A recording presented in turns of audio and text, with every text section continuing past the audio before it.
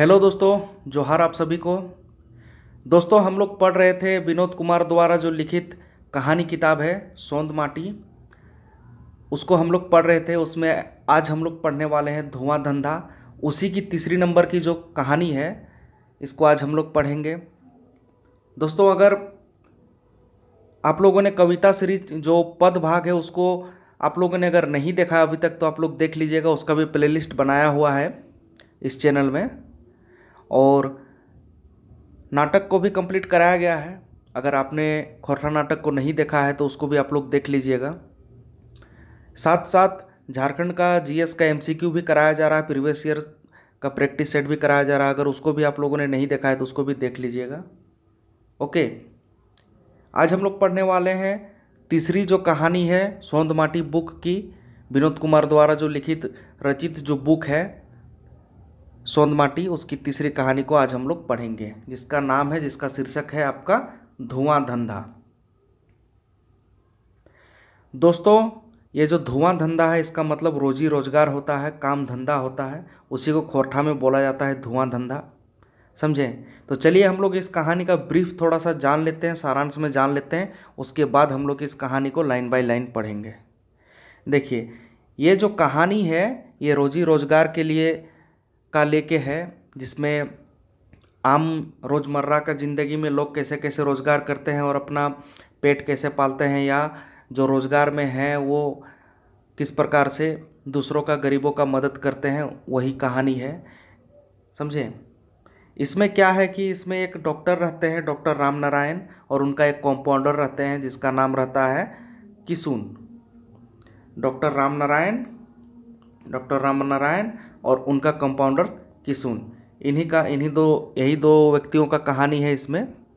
जिसमें क्या होता है कि एक बूढ़ा व्यक्ति आता है, एक भिखारी आता है डॉक्टर राम नारायण के पास में। वो कोढ़ से ग्रसित रहता है, जिसको मतलब कुष्ठ रोग रहता है। तो किसुन क्या करता है, किसुन इसका जो कंपाउंडर रहता है उसको देख के भगा देता है। तो इसी से बहुत आहत होते हैं डॉक्टर राम नारायण, इस चीज़ को देख के, ऐसा व्यवहार को देख के अपना कंपाउंडर का। और वो सोचते हैं कि हमने ज़िंदगी भर इन लोगों की सेवा की है और इन लोग के चलते ही हम डॉक्टर बने हैं, लेकिन आज हम इस आदमी का सेवा नहीं कर पाए। और हम भी तो बहुत गरीब घर से उठ के आज इतने दूर तक पहुँचे हैं, एक डॉक्टर बने हैं, तो लोगों की सेवा खातिर ही हम बने हैं। हमें रोगियों से नफ़रत नहीं करनी चाहिए, हमें रोग से नफ़रत करनी चाहिए। ये सब सोचते हैं अपने घर जाकर। और पूरी रात ये सो नहीं पाते हैं। और अगला दिन सुबह जब उठते हैं तो देखते हैं वही रोगी, वही जो भिखारी था, वो इनके दरवाजे पर कटोरा लेके भीख मांगने के लिए पहुंचा हुआ है। बस यही कहानी है इसका, यही था आपका सारांश। समझे? बस मुख्य पात्र में है आपके डॉक्टर राम नारायण हैं और आपके किसुन, उनके कंपाउंडर, और जो भिखारी रहता है, जो रोगी रहता है। समझे? यही है कहानी। चलिए लाइन बाय लाइन भी पढ़ लेते हैं हम लोग। देखिए क्या है कि डॉक्टर नारायण अपन क्लिनिके बैसल हला। उनकर सहायक किसुनवा डॉक्टर नारायण के लिखल पुर्जी के मुताबिक एगो मेहरारू के सुइया दे रहल हल। बोला जा रहा है कि डॉक्टर नारायण अपने अंदर में क्लिनिक में बैठे हुए थे और बाहर में इनका कंपाउंडर था। तो वो क्या कर रहा था कि एक कोई मेहरारू, कोई औरत थी, उसको सुई दे रहे थे। जो पर्ची डॉक्टर लिख के देते हैं ना कि प्रिस्क्रिप्शन, तो उसी के हिसाब से वो सुई दे रहे थे किसुन। उसके बाद तखने एगो भिखारी आके कहले, दे दा बाबू 4 पैसा दे दा, पाओगे बाबू पुण्य के नाम। तब एक भिखारी अचानक वहाँ पे आ जाता है और बोलता है, बाबू 4 पैसा हमको दे दो, एक पुण्य का नाम पाओगे तुम अगर हमको पैसा दोगे तो।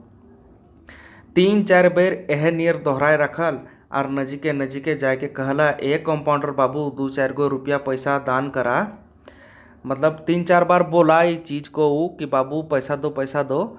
फिर नहीं सुना किसुन जो कंपाउंडर रहता है, तो और थोड़ा सा नज़दीक जाके बोलता है कि ये बाबू 2-4 गो रुपया पैसा दान करा। ई गरीब के दान पुण्य काम हते। हम बेचरंगा ही, कोढ़ी ही, दलिद्दर ही, मांगले भूले ही। बोल रहा है कि अगर गरीब को दान दोगे ये पुण्य का काम होगा आपका। हम तो बेचारा आदमी है, बेचरंगा आदमी है, कोढ़ी आदमी, कोढ़ी यानी कि रोगी हैं, दलिद्दर हैं, और हम मांगते भूलते हैं, गरीब हैं, भिखारी हैं। बस आर की पेंद लागवल गेरवा रंगे झोली अगवाई दिला, इतना बोलते बोलते पेंद लागल यानी जिसका फटा हुआ रहता है तो दूसरे कपड़े से चिथरा डाल के सिल दिया जाता है, तो वही बोल रहा है, वही फटा हुआ झोली आगे कर देता है वो किसनवा के आगे। बस आर की वही झोली आगे कर देता है। किसनवा कंपाउंडर के बोली फूटल ऐसन जैसे खपरी पर लावा फूटे। अब इसको देख के कंपाउंडर किसनवा का माथा घूम जाता है। तो और यहाँ पे लिखा क्या है कि उसका किसनवा का कि ऐसा बोली फूटा जैसे खपरी पर लावा फूटता है। माने पॉपकॉर्न को आप लोग देखे होंगे ना कैसे फट फट फूटता है, तो वैसे ही खपरेल पर लावा फूटता है ना, लावा भूंजा जाता है, वैसे ही इसका बोली फूटा, मतलब इतना आग की तरह बोला उसको, अरे इधर काहे आता है। भिखारी को बोल रहा है इधर काहे आता है, रोज रोज का धंधा बना लिया है, हटो यहाँ से, चेंज नहीं है। जैसे भिखारी को देख के बहुत आदमी लोग बोलते हैं ना, अभी चेंज नहीं है, हटो यहाँ से, भागो यहाँ से, तो वैसे ही ये बोला। बेचारा भिखारी की करतल, एक तो भूख से बेहाल, दूसर कद काठी हीन। अब भिखारी क्या करता है, एक तो भूख से भी बेहाल, दूसरा कद काठी भी नहीं, हट्टा कट्टा भी नहीं था, क्या करेगा। हाथे कोड़ रोग से पसपसायल, कहाँ काम करता कार की करता। बोल रहा है कि अब क्या करता भिखारी अगर भीख नहीं मांगता तो। हाथ में कुष्ठ रोग हुआ है और भूख से भी बेहाल है, कद काठी से भी हीन है, और कहाँ काम करेगा और क्या काम करेगा। भला ओकरा कहीं कोनो कामो मिलतक, भीख नहीं मांगतक तो आर की करतक। यहाँ बोला जा रहा है कि और क्या कर सकता था, भीख नहीं मांगता तो उसको क्या कोई क्या काम देता उसको। भला ओकरा कोई काम मिलतक। ऊ तो कई बेर आयल रहे डॉक्टर साहब जगह, डॉक्टर फ्री में दवाइयो बीरो करे रहल ह, तार कहल रहत कि ओकर कोड़ रोग ठीक हो जाते, घबराए के कोनो बात नहीं। वो तो रेगुलर आते थे डॉक्टर जी के पास, डॉक्टर आपके जो डॉक्टर रामनारायण हैं उनके पास वो रेगुलर वो आता था। लेकिन डॉक्टर साहब भी इसको बोले थे कि तुम टेंशन मत लो, तुम्हारा ये जो कोड़ का रोग है वो दूर हो जाएगा बहुत जल्दी ही। और बेचारा आरो पैसा कौड़ी से मदद करे के बात कह रहल है, और डॉक्टर साहब भी बोले थे कि तुमको पैसा कौड़ी में भी मदद करेंगे। अब देखो डॉक्टर के यही बोल रहा है यहाँ पे, मुदा डॉक्टर के कंपाउंडर तो एकदम ढोड़ोस उठल और भगाई दिलक, वाह रे वाह, डॉक्टर साहब जैसन इंसान आदमी और कहाँ एकर जैसन। बोल रहा है कि एक तो डॉक्टर साहब हमको बुलाए थे, बोले थे तुम्हारा जो कोढ़ रोग है वो भी दूर हो जाएगा, और हमको मदद करने का भी आसरा दिए थे कि हाँ तुमको मदद करेंगे। और आज देखो इसका कंपाउंडर को हमको कैसे ढूंढस के भगा रहा है। कहाँ डॉक्टर साहब का दिल और कहाँ इसका जैसा आदमी, यही दोनों को फर्क करते हुए वो मन में सोच रहा है भिखारी। फिर भिखारी क्या बोल रहा है कि डॉक्टर देवता है देवता, भिखारी आरो की बड़बड़ैले चल गए। डॉक्टर को बारे में बोलते हुए चल गया कि डॉक्टर देवता है देवता, इसका जैसा नहीं है, ऐसा बड़बड़ाते हुए चल दिया। डॉक्टर साहब से दिन मरीज देखी के फुर्सत पौला, तब तनी किसनवा खाका के पूछला, आए रे किसनवा तो यू भिखारीवा के की ले डांट ले। अब डॉक्टर साहब जी भी चीज़ सुन लिए थे, अंदर में थे तब भी, तो भी जब फ्री हो जाते हैं वो पेशेंट देखने के बाद तो बुलाते हैं अपना कंपाउंडर को कि आए रे किसनवा, ऐसा कहा भिखारिया को बोल के भगा दिया तुम। तो यू भिखारी के की ले डांट ले, 10-20 गो पैसा दे देते ले, बेचारा हम ओकरा रोज रोज हकावी और ओकर इलाज करे ही, सहानुभूति आर लेवल दे ही।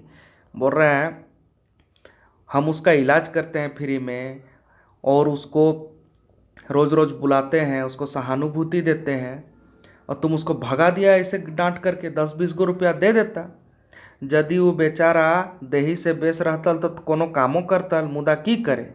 बोरा अगर देह से ठीक रहता तो कुछ काम करता कर लेता नु बेचारा, अब नहीं उसको है तो क्या करेगा, वो भिखे न मांगेगा। परिवार और समाज के आदमी कोड़ रोगिक सटे नाय दे हथिन कि हमीनो के ओकरा फटकारे के तिरस्कार करे के चाही, नाय हमीन लगी रोगी कर सेवक। अब परिवार समाज का आदमी तो रोगी लोग को सटने नहीं देता है, तो क्या हम लोग भी ऐसा करें। हम लोग तो डॉक्टर हैं, हमें रोगियों से हमें रोगियों से हमें दुश्मनी नहीं है, हमें रोग से दुश्मनी करनी चाहिए, हमें रोग को दूर भगाना है। अगर रोगियों को हम लोग भी परिवार या तो समाज की तरह हम लोग भी तिरस्कार करेंगे तो इलाज कौन करेगा, यही बोल रहे हैं वो।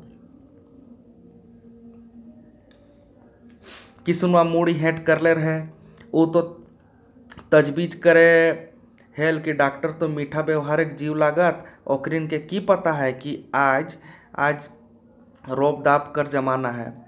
अब मने मन सोच रहा है किसनुआ कि ये तो दिल के इतने इतने सीधे इंसान हैं, इनको क्या पता कि आजकल का इंसान के किस टाइप का होता है, इसलिए ये थोड़ा रोबदार रह के रहना चाहते हैं। ऐसा रहना चाहिए थोड़ा टाइट होके, नहीं तो आदमी सर पे चढ़ जाएगा, ऐसा ही सोच रहा है किसनुआ।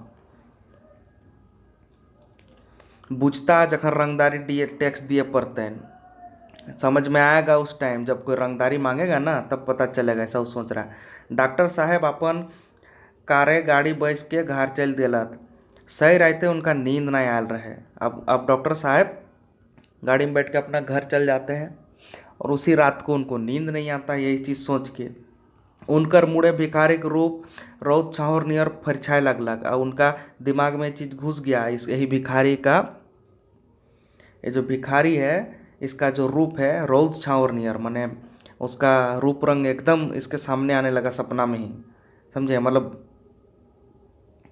रात में नींद नहीं आने लगा सोच सोच के इनको भिखारी के बारे। भिखारी के दिले दर्द के कल्पना करे लगला और वो सोचे लगला, माने भिखारी का दर्द को सोचने लगते हैं वो कि हाय बेचारा कैसा है क्या है, और सोचने लगते हैं कि हमरे दुर्दशा, हमर समाज के दुर्दशा, भिखारी की संख्या दिनों दिन बढ़ले जाए, गोटे देश एकर से आबूझ ने खे। माने सोच रहे हैं कि भिखारी का संख्या दिनों दिन बढ़ते जा रहा है, दुर्दशा लोगों का इतना खराब होते जा रहा है। भिखारी तो एक ऊ है जे पैसा कमाए आलाइते केकरो बेहाली के तजवीज नहीं करे पा रहे, और एगो ऊ है जे सिठाइल हाड़ पांजरी ठठरी बनाए बुझे बुले हैं।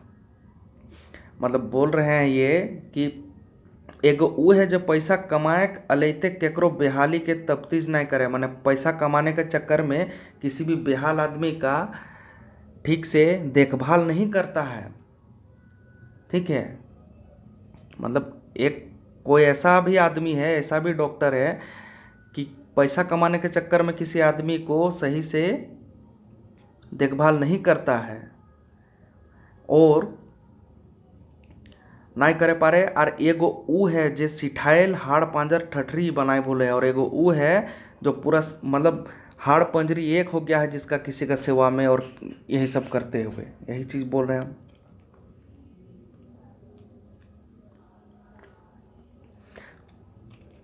फाटल गुदरी जोगवेले चले हैं, भूखे पेट ई दुआरी से ऊ दुआरी भटकल भूले है, कि यह हमार समानता लगे। समानता के बारे में बोल रहे हैं कि कोई ऐसा भी आदमी है जिसको तो करोड़ों करोड़ का धन है, संपत्ति है, सब कुछ है, और कोई ऐसा भी आदमी है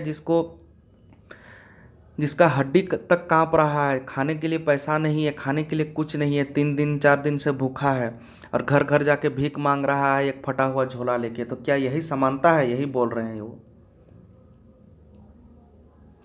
एक के मुधाइन महल और दोसर खातिर टूटलो टपरियो नाय। एक के लिए तो एकदम पूरा महल बना हुआ है और दूसरे के लिए क्या टूटा हुआ टपरी भी नहीं है, क्या छपरी भी नहीं है दूसरा के लिए।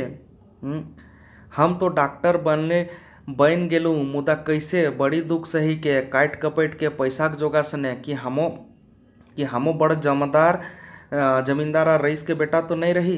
बोल रहे हैं कि हम भी तो पेट काट के बड़ी दुख सह के काट कपट के पैसा के जोगासने हम भी तो डॉक्टर बने हैं ना। हम कोई जमींदार या रईस का बेटा नहीं थे, लेकिन हम भी तो डॉक्टर बने। माँ हमरा पढ़ाए में अपन गोटे जेवर बेच दिली, एक जमीन। ये सोच रहे हैं वही चीज़ ये मने मन रात में सोच रहे हैं सोने से पहले, जिनसे इनको नींद नहीं आ रहा है, कि भिखारी के बारे पहले सोचते हैं, फिर खुद के बारे सोच रहे हैं कि हमारा माँ पूरा जेवर बेच दी हमको पढ़ाने में। हम भी तो कोई ज़मींदार का बेटा नहीं थे। आज बस डॉक्टर ही कोनो विश्वासो नहीं करे कि हाथ के डॉक्टरी पढ़ावे में कते पैसा खर्च करे पारे।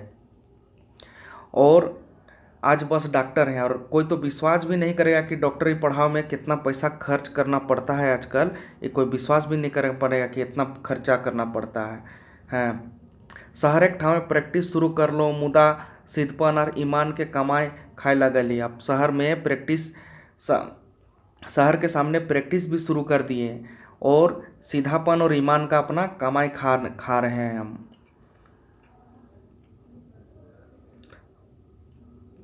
लेकिन इसके बावजूद भी देखिए यहाँ पे क्या है, यहाँ तो दादागिरी चलती है। जे जितना रौब दाब रखता उतने आदमी बढ़ौता। रौब दाब वाला और रंगदार किस्म के आदमी बरकैत हवे लागल है। लेकिन यहाँ पे देखिए, हम तो इतना सीधा साधा से, हम भी गरीब आदमी होते हुए डॉक्टरी कर रहे हैं, लोगों का सेवा कर रहे हैं, पढ़ाई किए, ईमान से, धर्म ईमान से अपना हम कमाई कर रहे हैं। इसके बावजूद यहाँ दादागिरी चलता है। जो जितना रौब दिखाएगा वो उतना दाब बना के रखता है, और उसका उतना ही आमदनी बढ़ता है। रौब दाब वाला और रंगदार किस्म के आदमी बरकत हवे लागल है। उन्हीं लोग का ही बरकत है, रौबदार वाला लोग का। वही लोग तरक्की में है। काल्हे के बात है, हमार क्लिनिके दूगो बाबू नियर आदमी रिक्शा से आयल हलत। रेलवे स्टेशन से यहाँ के भाड़ा 4 रुपया के जगह 2 रुपया रिक्शा वाला पकड़ाए के लाए भगेल रहत। मतलब बोल रहे हैं कि कल रेलवे स्टेशन से मेरा यहाँ 2 आदमी आया, और रेलवे स्टेशन से एगो रिक्शा में चढ़ के आता है, राके रिक्शा वाला को 2 रुपया पकड़ा देता है। बाबू टाइप का आदमी रहता है, माने ऑफिसर आदमी रहता है। उसके बावजूद रिक्शा वाला बेचारा पसीना पसीना से तरबतल कह रहा है, ए बाबू इतना में ना है तो। अब रिक्शा वाला बोल रहा है, ए बाबू इतना पैसा में नहीं होगा, बड़ी दूर से ला रहे हैं आप लोग को, 4 रुपया चाहिए। रिक्शा वाला बोल रहा है। तो दो बाबू में एक बाबू कई उठले, माने उन दोनों में से एक आदमी बोलता है कि अबे जाता है कि नहीं, मुंह लगाता है। मतलब गरीब आदमी को ऐसे डांट देता है बड़ा आदमी लोग, अबे जाता है कि नहीं, मुंह लगा रहा है। बेचारा सिठाए गेलक और रिक्शा के दोसर मोड़े ले गेलक। बेचारा सिठा गया, मतलब एकदम शांत हो गया, और रिक्शा को दूसरा ओर मोड़ लिया। ओहे नियर परसों 4 को जुएन छोड़े नाई के कहे लगला, डॉक्टर साहब 500 रुपया चंदा देना होगा। पूछले रही कि किस चीज़ का चंदा, बस समझ लीजिए। ओहे बेस के हाथ जोड़ के मांगले रहले 10 रुपया नी देतलिए, मुदा अकड़ला रंगदारी आगू की। डॉक्टर साहब वही बोल रहे हैं कि रंगदारी का कैसा ज़माना आ गया है। 2 बाबू साहेब टाइप का आदमी आया रिक्शा में, रिक्शा वाला को धमका दिया। 4 रुपया भाड़ा होता है, लेकिन बस 2 रुपया वो लोग दे के चल गया। फिर बोल रहे हैं अगला दिन क्या होता है, वही बोल रहे हैं, एक याद को अपना बता रहे हैं कि वही उसी तरह बोल रहे हैं। वही नियर परसों 4 को जवान लड़का आया था, आके कहा कि डॉक्टर साहब 500 रुपया चंदा देना होगा। पूछ ले रही किस चीज़ का चंदा, बस पूछे थे कि किस चीज़ का चंदा देना होगा, बस समझ लीजिए। वह बेस के हाथ जोड़ के मांगले रहले 10 रुपया नहीं देते लिए। और वो लोग बोल रहा है कि समझ लीजिए देना होगा, रंगदारी टैक्स है ही, किसी चीज़ का चंदा नहीं है, मतलब समझ लीजिए, ऐसा बोल देता। और डॉक्टर बोल रहे हैं कि इसी अगर ऐसा ही अगर हमको 10 रुपया अगर मांगता किसी इंसान को 10 रुपया कि हाथ जोड़ के कोई मांगेगा तो कोई नहीं देता, मुदा अकड़ के, लेकिन अकड़ के अगर मांगेगा तो मिल जाता है। तो काहे कि रंगदारी के आगे कुछ नहीं न चलता है, रंगदारी जहाँ है उसके आगे कुछ नहीं। कौन ऐसा महीना नहीं है तक जकर में पूजा पासा के बहाने चंदा नहीं दिए पारे। कौन ऐसा महीना नहीं है जब पूजा पासा के बहाने हमने चंदा नहीं दिया है। नाय दिले कल्याण नाय, अगर नहीं दोगे तो कल्याण नहीं है। भले वो रुपया कमीज और पेंट काहे नहीं बन जाए, भले वो रुपया का चंदा कहीं पे लगे या ना लगे, पेंट कमीजे काहे न बन जाए, लेकिन देना पड़ेगा चंदा। डरा धमका के चंदा वसूली हवे है। ये रोज के जिंदगी में भिनु भिनु समस्या आवे है। घर से बाहर जाही तो चोर रंगदार और गुंडा के डर, घरे आवही तो बाल बच्चा मेहरारू माई के फिकीर। मतलब सोच रहे हैं पूरा ज़िंदगी के बारे में डॉक्टर साहब, मुआयना यही चीज़ का कर रहे हैं कि घर से बाहर जाते हैं तो चोर डाकू लुटेरा ये सब का डर रहता है, घर आते हैं तो बाल बच्चा बीबी का टेंशन, अपना माँ बाप का फिक्र, मेहरारू माँ का फिक्र। क्लिनिके जाही तो वहाँ दिख दिख, क्लिनिक जाते हैं तो वहाँ दिख दिख, यानी गज गज परेशानी। आज भिखारी तो कल रंगदार, आज भिखारी का टेंशन तो कल रंगदार का झमेला।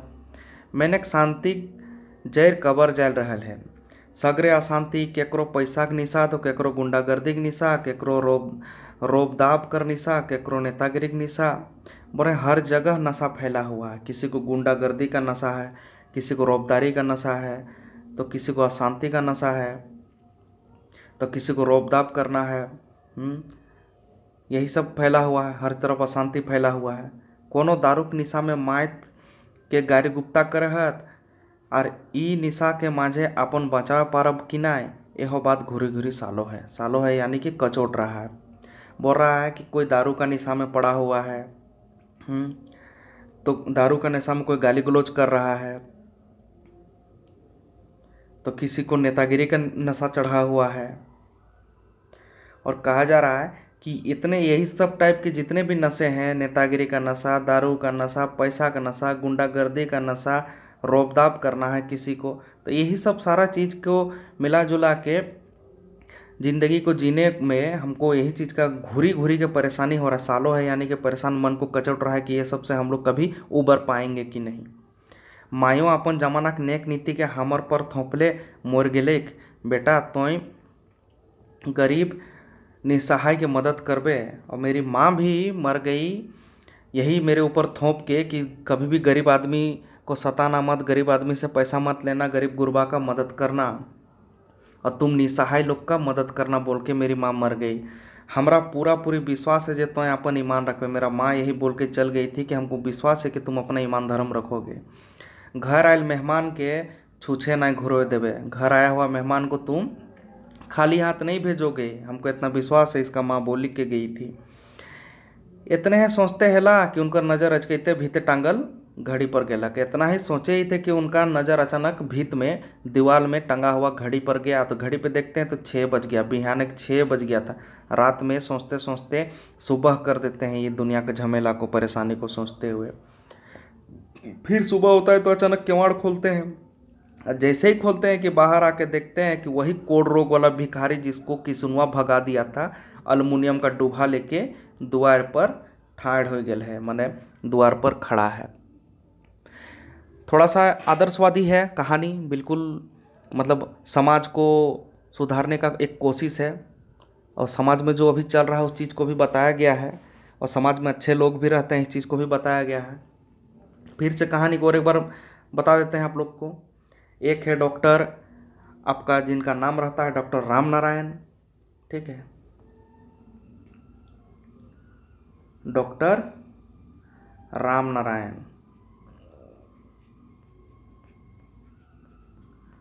डॉक्टर राम नारायण रहते हैं और कौन रहते हैं, इनके कंपाउंडर रहते हैं किसुनवा, किसुन, ठीक है, समझे ना। पहला नंबर पे आपके रखते हैं डॉक्टर राम नारायण, डॉक्टर राम नारायण, ठीक है। दूसरे पे किसुन। तो होता क्या कि एक भिखारी आता है, आने के बाद किसुन के पास, किसुन जब सुई देते हुए रहता है एक महिला को, जब डॉक्टर जी बोलते हैं, मतलब डॉक्टर जी एक चिट्ठी दिए हुए थे, जो प्रिस्क्रिप्शन दिए हुए थे उसी को देखते हुए एक महिला को इंजेक्शन दे रहा था, तभी भिखारी आके किसुनवा को पैसा मांगता है, लेकिन किसुनवा उसको डांट के भगा देता है। तो यही डॉक्टर जी भी सुन लेते हैं, तो डॉक्टर जी किसुन को समझाते हैं कि काहे तुम ऐसा डांट के भगाया, हम लोग को रोगी से हमें सहानुभूति होनी चाहिए, रोगियों से हम लोग को नफरत नहीं करना चाहिए, ऐसा बोलते हैं। और भिखारी को 10-20 रुपया दे के भेज देता, क्यों डांटा। फिर वो रात में जाते हैं, फिर मन में सोचते हैं कि ये देश में या इस संसार में कितनी टाइप की झमेला है। घर आओ तो यहाँ अलग परेशानी है, क्लिनिक में जाओ तो अलग परेशानी है, तो रंगदारी है, तो अलग अलग किस्म का रोग है, दुख है, ये सब सोचते हैं। और यही सब सोचते सोचते और भिखारी के बारे में भी सोचते सोचते उनका रात पूरा पार हो जाता है। फिर सुबह में वो वही भिखारी उनको दरवाज़ा पे मिलता है, जिसके बारे में वो सोचते हैं रात में कि हम लोग का अपना क्योंकि उनका मम्मी भी यही बोल के गई थी कि ज़िंदगी में कभी भी किसी भी असहाय को परेशान नहीं करना है। यही सब करते करते सुबह हो जाता है और वो उनको मिल जाता है, वही भिखारी अल्मुनियम का डुबा लेते हुए। आशा करते हैं ये कहानी आप लोग को अच्छा लगा होगा। विनोद कुमार द्वारा जो लिखित कहानी है, प्रोफेसर विनोद कुमार द्वारा। तो सोंद माटी का ये आपका तीसरा कहानी है। इसके बाद अगला कहानी हम लोग जल्द लेके आएंगे, और चैनल को अगर सब्सक्राइब नहीं किए हैं तो कर लीजिएगा। जल्दी जल्दी इस सारे कहानियों को हम लोग कंप्लीट करेंगे, और प्लेलिस्ट में नाटक और कविताएं पद भाग को भी डाल दिया गया है, आप लोग देख लीजिएगा। ठीक है, धन्यवाद आप सभी का लास्ट तक देखने के लिए।